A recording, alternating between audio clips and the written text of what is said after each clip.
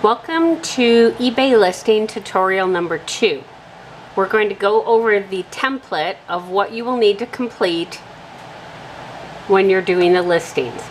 If you could go to your Dropbox folders and you will see listing training. If you click on that and just click on listing template, and should be able to open that up. Or maybe not. There we go. Okay, so what I've done here on this is you will see a highlighted yellow area and you will see little conversation boxes. The conversation boxes are hints on things that you need to do for each item. So the first area is title and description. The first box says be as descriptive as possible. Make sure you put the client's initials at the end.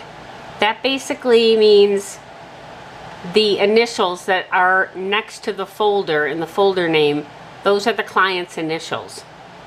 The second box is once the title is done, copy the entire phrase. So you will go and copy whatever's in this box all the way over, right click, which is not correct in here.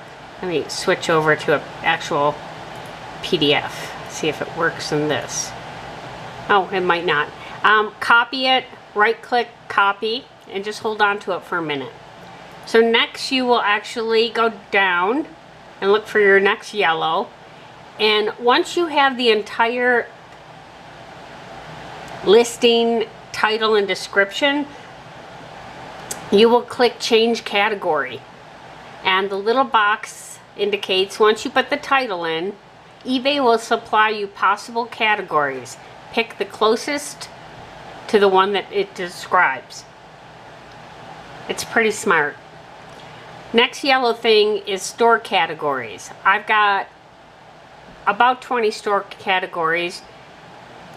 Just click the one that's most similar to the item that you're listing. Next, if the item has tags on it or it's new or new in the box, you will change this to new.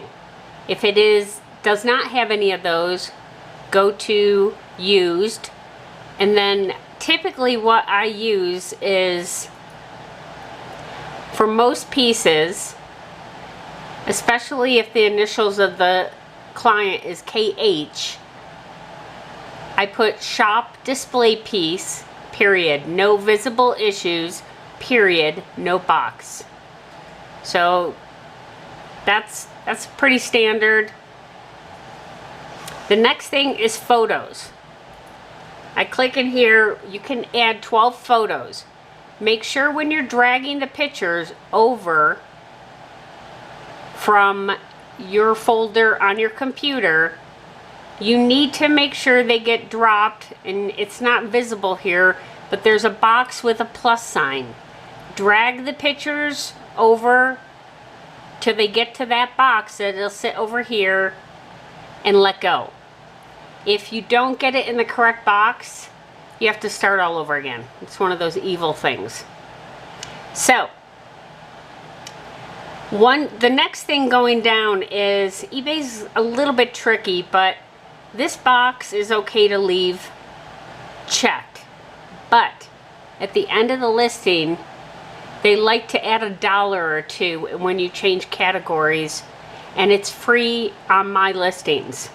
So if you go down to the bottom, finish your listing, and you notice that there's more than 10 cents being charged, this is where you're going to find it.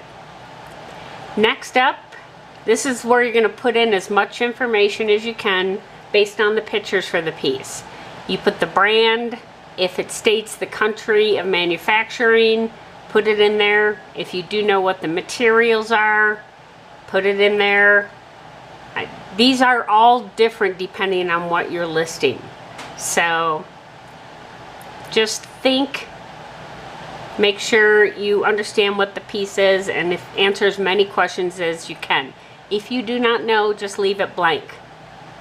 So under item description, it's going to be standard. There's the yellow areas and again, it didn't capture the entire wording right here in this PDF, but you'll want to initially click right here where the 2 is. I don't know if you can see the little hand right there, but you're going to shade that area to just before the period, and you're going to right click paste. So it's going to take the title that you put up above and you're going to paste it right there, and it's all going to be in bold.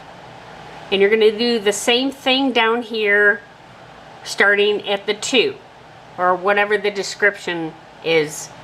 This is where you want to put any more information you can find on the piece for more details. It does ask for color. Typically I type in various. It will ask for size. I do put the tape measure dimensions in most of the pieces that you will see.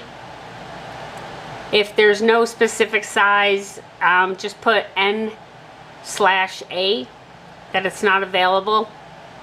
And it also asks the condition, and you'll put the condition as the same as what is up here.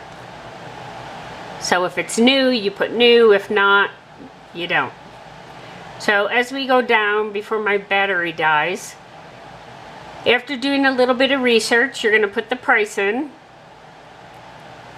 And the next one is you're going to put the shipping information, and I will do a different tutorial on shipping. If it's my item, which is SR, 5 business days. Anybody else, it's 10 business days. You will put international shipping and estimate the dimensions, which you will do about 2 inches on each side larger than the item is. Estimate the ship or the weight, and then right here it'll actually list if there's any fees. They should be 10 cents or nothing. If they're not, and they're $1.10 or $2.10, go back up to where we went through and uncheck that box.